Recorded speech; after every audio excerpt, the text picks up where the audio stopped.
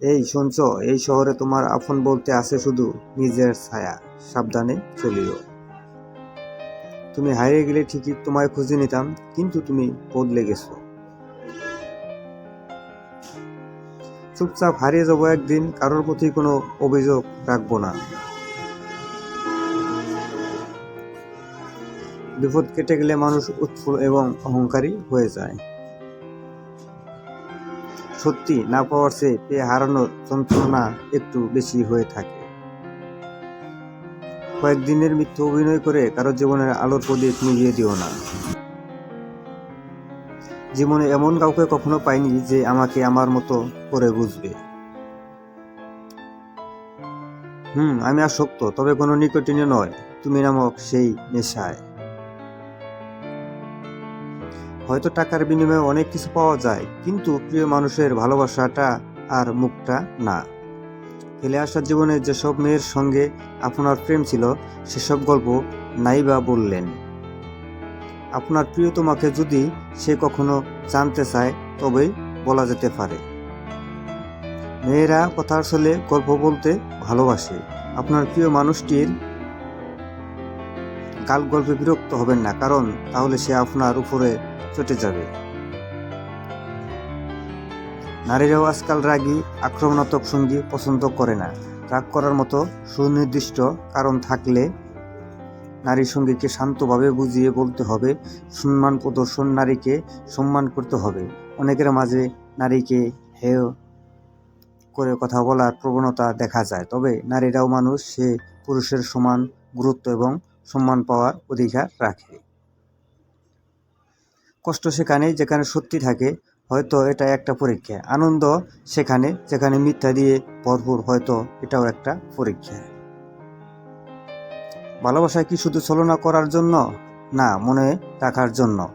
ভালোবাসা হলো দুজনের বন্ধনকে সারা জীবন বেঁধে রাখাও।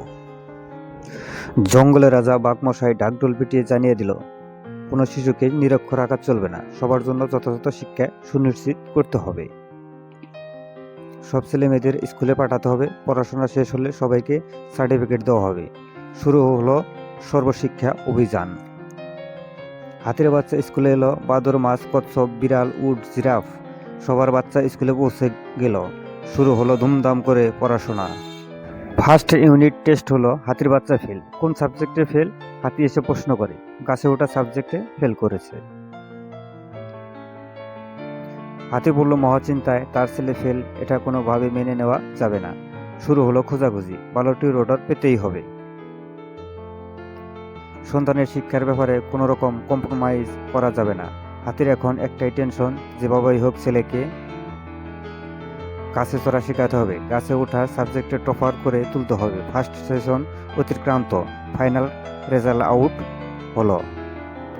দেখা গেল হাতি, উট, জিরাফ, মাছ সবার বাচ্চা ফেল। বাদরের বাচ্চা টপার হয়ে গেছে।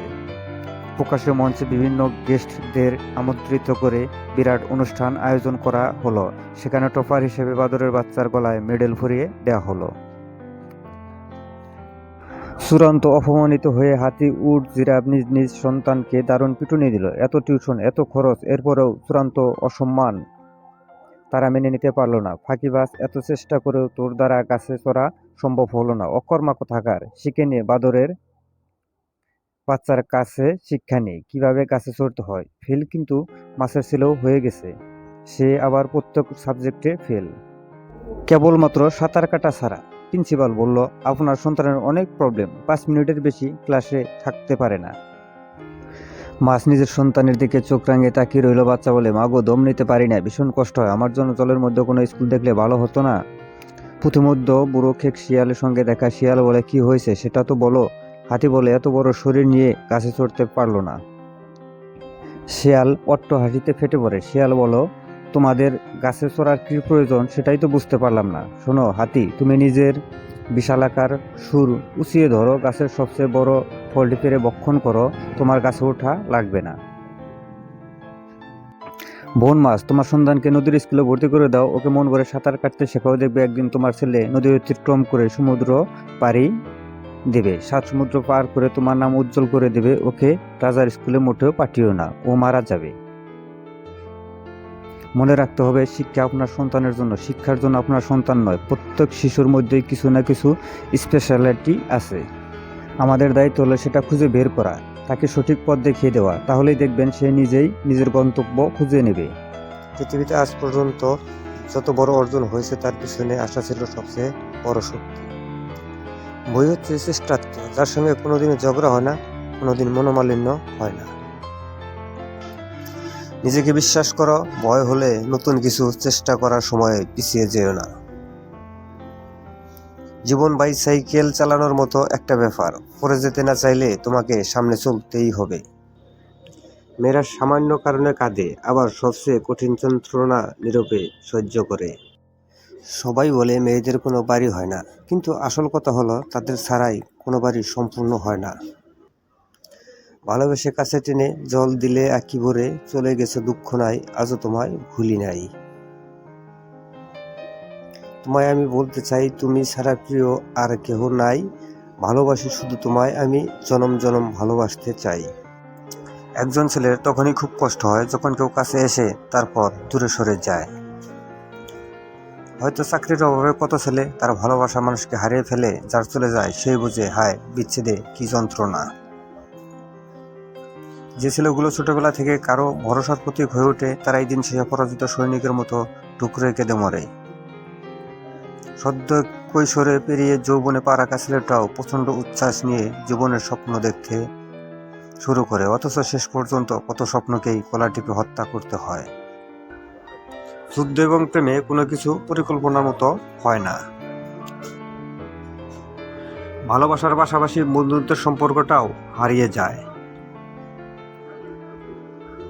মেয়েরা বিয়ের আগে কান্নাকাটি করে, আর ছেলেরা করে বিয়ের পরে।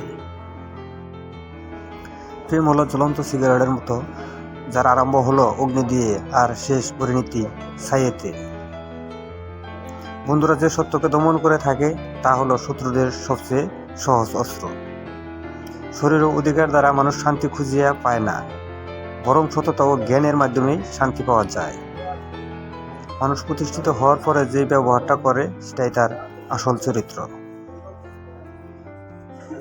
সৎ লোকে 7 বার বিপদে পড়লে আবার উঠে, কিন্তু অসৎ লোক বিপদে পড়লে একবারে নিপাত হয়। সত্যকে স্বীকার করতে শক্তি এবং সাহস লাগে। 3টে জিনিস গোপন থাকে না: সূর্য, চাঁদ এবং সত্য। সত্যকে স্বীকার করতে শক্তি এবং সাহস লাগে। বয়স বাড়ছে, দায়িত্ব বাড়ছে, টেনশন বাড়ছে, শুধু ভালো থাকাটাই কমে যাচ্ছে। বন্ধুত্ব হোক কিংবা ভালোবাসা, টিকিয়ে রাখার দায়িত্ব কিন্তু দুজনেরই। যদি স্বপ্ন দেখতে পারো তবে তা বাস্তব